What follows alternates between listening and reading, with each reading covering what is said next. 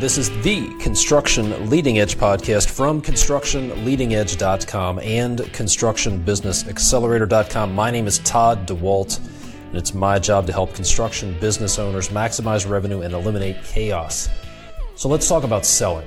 Let me ask you a couple of questions. What if the problem with your selling is not the customer?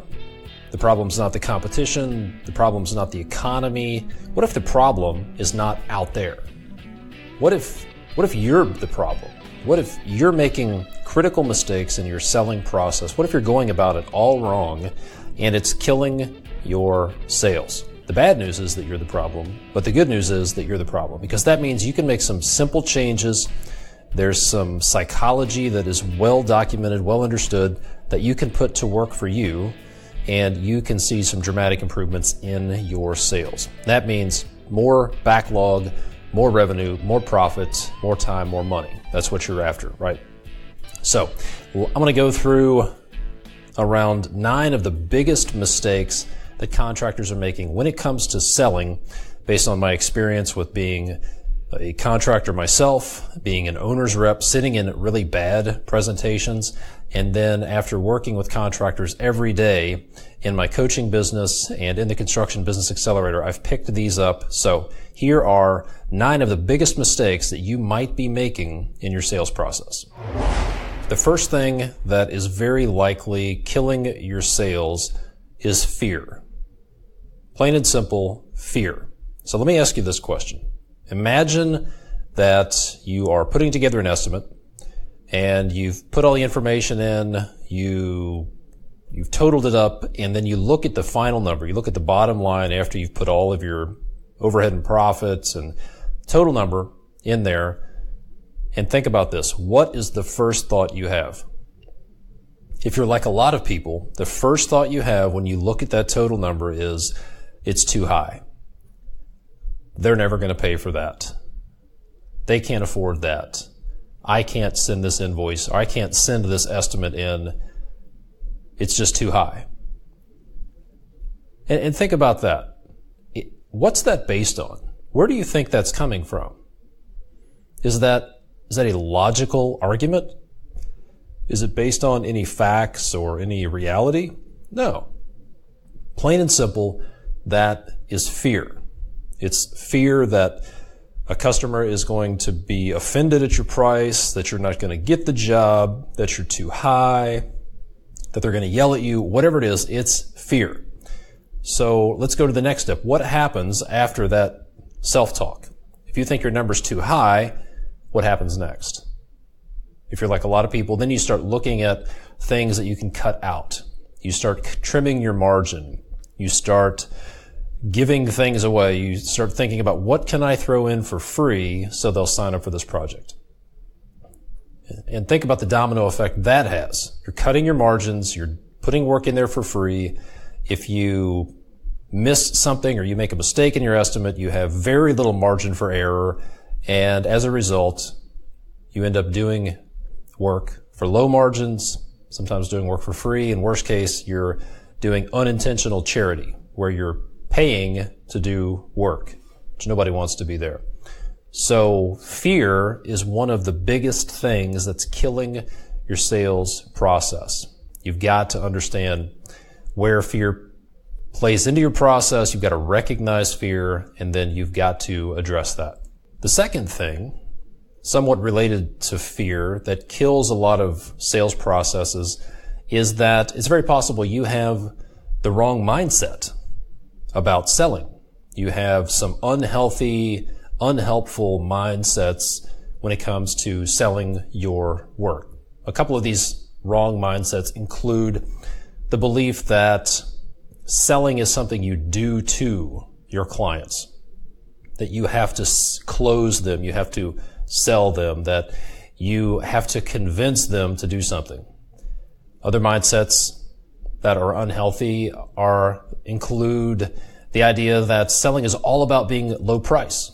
It's all about low price, that the only value you offer is being the low price contractor. We're going to talk about how you're potentially unintentionally boxing yourself into low price in a few minutes. Another mindset that's wrong is the idea that if you build it, they will come.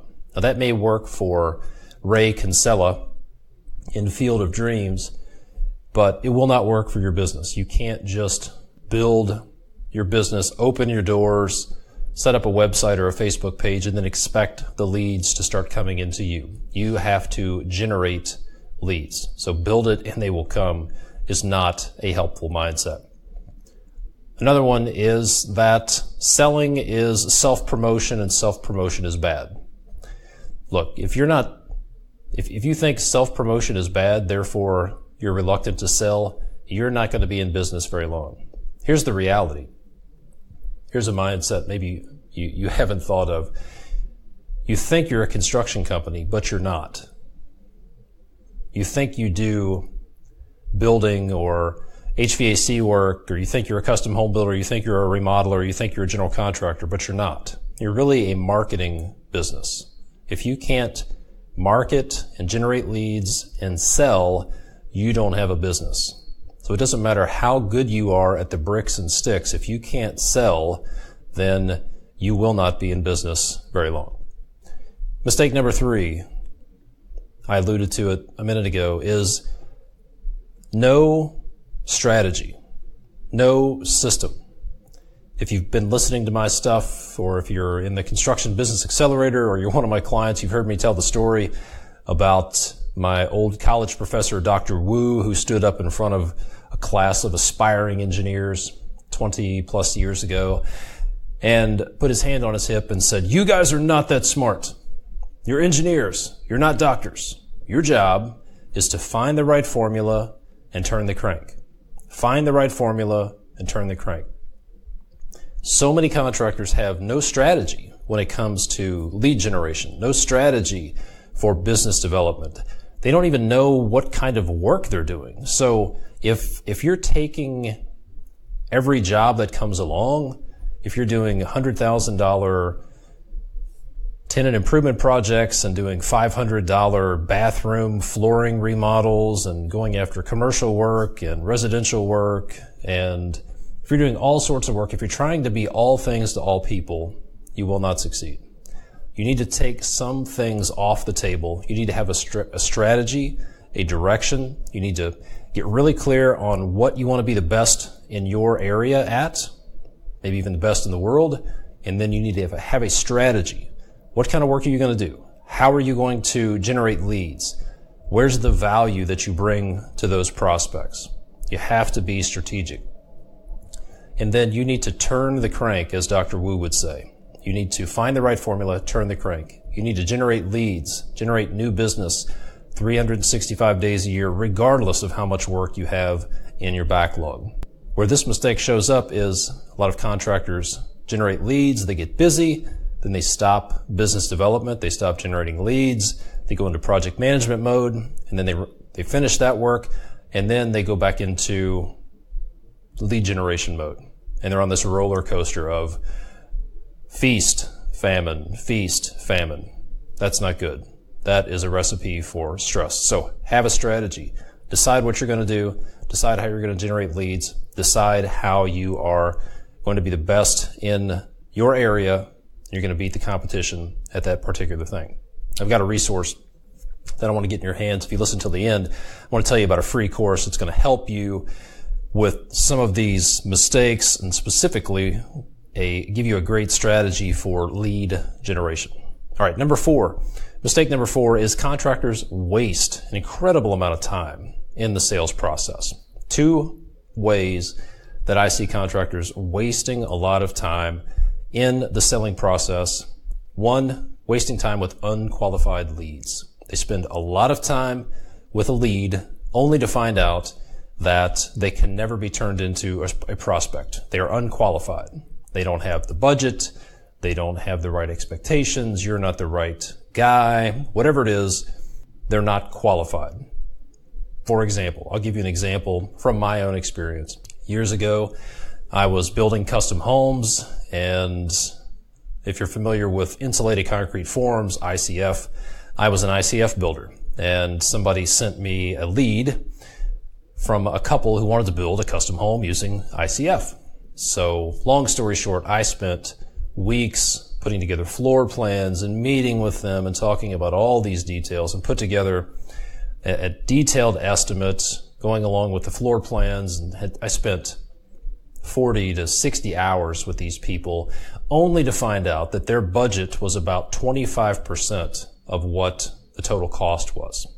I had fallen in love with the idea of doing this project, and I didn't want the answer to be no, so I just went along, I guess, and I forgot, or I didn't know, it's not that I forgot, I just didn't realize that I needed to qualify these people before I spent a lot of time putting together an estimate for something that was never going to happen. It was just a giant waste of everybody's time. So make sure you are qualifying your leads.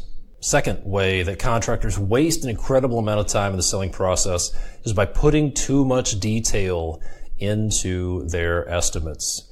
If you're sending in estimates that have way too much detail, more detail than is necessary to make the decision to proceed, then you're wasting time. If you're doing extensive design work just to put together a proposal, you're wasting time. If you are making color selections and finish selections in order to get to a proposal, you're wasting time. You need to back up and spend less time using a few strategies that I teach. For example, use allowances to close deals faster. So stop wasting time on your estimates. That's going to give you, if you stop wasting time on unqualified leads and stop wasting time by putting too much detail into your proposals, that's going to give you more time to kick out more proposals, meet with more clients, spend your time with qualified leads. That's going to get you where you want to be. And watch out for perfectionism. Perfectionism tends to rear its ugly head when putting together proposals, thinking that the proposal has to be perfect. Every last detail, every last question has to be answered. And that is perfectionism. And perfectionism, in many cases, is a form of procrastination. And a lot of time it's backed up by fear. So I don't want to go down that rabbit hole. So number 5, many contractors mistakenly and unintentionally force themselves into competing on price. They say they don't want to compete on price. Nobody says, I want to be the Walmart of contracting. I want to be the Walmart of custom home building. I want to be the Walmart. I want to be the low price leader of the kind of work I do. At least I haven't met anybody that wants to do that. But so many contractors that I talk to are unintentionally forcing themselves into a box where they have to compete on price. One of the most common things I see is offering free estimates. Okay? I want to talk about this in a couple of minutes. But here's the deal. Here's where the mistake is coming from. One of the biggest mistakes that you need to stop is you've got to stop selling to the wrong part of the brain. All right, let me say this again. You've got to stop selling to the wrong part of the brain. Research has shown that upwards of 95% of all buying decisions are made based on emotion and backed up with logic. So think about your sales process. Are you selling to the emotional part of the brain, meaning fear, threats, aspiration, feelings, or are you selling to the logical side of the brain? And the logical side of the brain likes to talk about dollars and price and schedule and specs and materials and finish selections and those sorts of things. So research has proven that people make buying decisions based on emotion and then they back it up with logic. Yet most contractors are selling based on logic and completely missing out on the emotion. So think about how you're selling. Are you selling based on logic or are you selling based on emotion? You've got to figure out how to get the emotional buttons pushed in the sales process. Mistake number 6 is talking about yourself too much. Maybe talking about yourself at all is a mistake. Most demonstrations or most presentations, most proposals are all about the work. They're all about the contractor. If you look at a contractor's website or a brochure or a proposal, It's XYZ Contracting, has been in business since 1932. Grandpa Alfred XYZ started the company with one pickup and a broken shovel back in the Depression, and then he hired his brother, and then there's this long, drawn-out, boring story that nobody gives a crap about. And then they go into details about the number of Cat 325 track hose and the capacity of their dump trucks and a bunch of technical garbage that never comes into play when a customer is making a decision. So stop talking about you, stop talking about your work. There is a giant hole in the conversation, and that hole is your prospect. Stop talking about yourself, stop talking about your products and your materials and your equipment and your technology and your amazingness, and talk about your prospect. They want to talk about them. Mistake number 7, this is a mindset to some extent, but a big mistake that I see is that a lot of contractors believe that estimating is selling, that they are one and the same. And I'll refer to something that Brian King said, who was on my podcast a while back. He said, estimating has nothing to do with selling. So if you believe that kicking out estimates, emailing estimates to somebody is the same as selling, you're wrong. Estimating is a part of the selling process. Use the estimating process to develop your cost, but then you have to sell. Well, if you want to sell based on cost, if you want to be the Walmart of your industry, then sell based on cost. But if you want to build a high margin backlog and sell work at higher margins, then you have to do something other than sell based on cost. I did a deep dive on this. I had an episode, The Entrepreneurial Estimator. It's episode 38 of my podcast. You can go back and look at it. But here's what I said in that episode. You need to think about construction estimating differently. If your value proposition is to offer a quote or a free estimate, then you're not standing out from the crowd. Advertising free estimates is like a car dealership offering free test drives. Have you ever seen a car dealership that offered a free test drive? No. It's just part of the deal. So let's stop calling it estimating. Let's start calling it selling. Let's call it business development or revenue generation, something other than estimating. But if you think that creating estimates is selling, then you're missing out. You need to take that estimate and then sell it. Mistake number 8. Many contractors have no idea how to handle objections. They have no idea how to handle objections. Two things that I'll talk about. 2 common mistakes. 1, imagine that you've just presented an estimate to a prospect. Doesn't matter if they're a homeowner or a business owner or a facility manager or what they are. And they say something like, I just don't feel like you guys understand the project. Or I'm frustrated at the lack of detail. Or I was hoping that it would be a little different. I was hoping it would be a little bit less.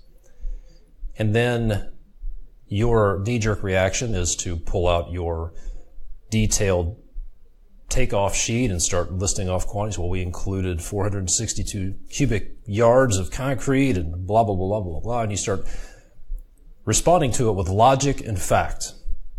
So here's the big mistake. Here's the thing you need to understand. When somebody shares an objection with you to your proposal, you need to put it into one of 2 buckets. Ask yourself, is this an emotional objection or is it a logical objection? I can tell you, if you respond to an emotional objection with logic, it's not going to work.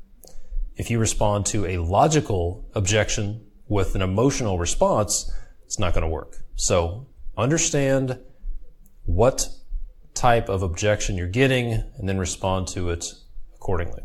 The second thing about objections is, if you've been in this business very long, you've probably gotten a price objection where somebody says, I think it's too high, it's too much, can you do it for less, etc. The problem is not your price. The problem is that you're not creating enough value in the mind of your customer. They're not seeing enough value. If they see enough value in working with you, then they'll be like the person who is wheeled into an emergency room having a heart attack. They don't care what the price is. They just have to work with you. So, common mistake is when someone brings up the price objection, reducing your price is a mistake. Don't try to reduce your price. That's probably not the real problem. The real problem is your client or your prospect is not seeing enough value. They're not convinced that you're going to solve their problem, or they're not convinced that life is going to be so much better if they work with you that they don't even need to question the price. And then the last mistake number 9, is not upselling. Not upselling your clients is a huge mistake. Think about it. Who is easier to sell to? Someone you already have a relationship with, maybe you already have a contract with, you're already on the site, you're moving forward, you have momentum with them. Is it easier to sell to them or to somebody off the street that you don't have any relationship with? For some reason, we overlook our existing clients and we don't look for upselling opportunities. So look for upselling opportunities. And when I talk about upselling, I'm not talking about being sleazy or manipulative. I'm talking about offering something of value to a client who has already decided to work with you. What is going to enhance their purchase? What can you add? What can you ask them? There are 2 very lucrative words you can ask. What else? What else can we do? We're going to remodel your kitchen. What else can we do? We're going to build a swimming pool. What else can we do? What else? Ask those questions. What else can we do for you? And then be ready to answer any questions they have and move forward with it. But make sure that you are asking those questions. Look for upselling opportunities for your clients. Look for ways to add value for your clients and make money in the process. So there you go. There are 9 of the biggest, most devastating mistakes that contractors are making in their selling process. I would challenge you to look at those 9 items and analyze your sales process. Which ones are you making in your sales process? So I've got 2 things for you before I go that I want to get in your hands. One, if you want to correct some of these problems, if you'd like some help and you'd like some strategies on what you can do to correct it, I've got a free course that I want to get in your hands. It's called How to Build a Healthy Backlog of High Margin Work. And in that course, you're going to learn about how to correct several of these mistakes. There's a free DVD that I want to get in your hands. All you need to do is cover the shipping cost. You can order your copy of that DVD at constructionbusinessaccelerator.com/backlog, BACKLOG. That's constructionbusinessaccelerator.com/backlog. And the other thing I want to get in your hands, if you'd like to download a 1-page PDF of these 9 mistakes as a cheat sheet and analyze them, check them out, see which ones you're guilty of, you can download that at constructionleadingedge.com/sell, SELL. Again, you can get this PDF 1-page cheat sheet with these 9 mistakes over at constructionleadingedge.com/sell. One last thing before you go. If you own a construction business and you feel like you're stuck, you can see where you want to be, but you just can't seem to get there. Maybe you've spent the last few months or the last few years or maybe even a decade spinning your wheels.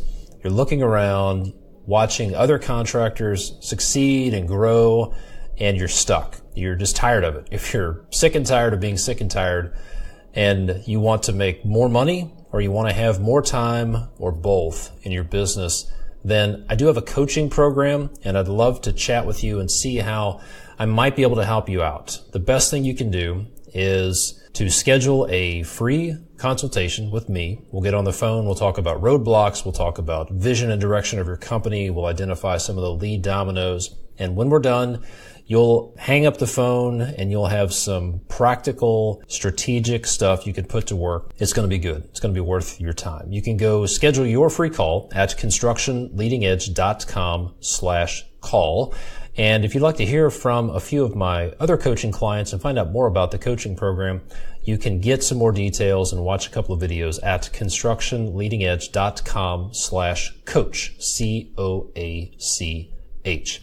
So there you go. Go get your free DVD, How to Build a Healthy Backlog of High Margin Work. You can get that at constructionbusinessaccelerator.com/backlog.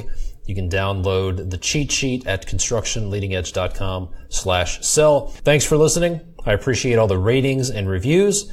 If you can take a minute to leave a review on iTunes, that would be great. If you need some instructions, you can go to constructionleadingedge.com/iTunes review. It'll walk you through that process. I appreciate the reviews. Thanks so much for listening, and I'll see you next time.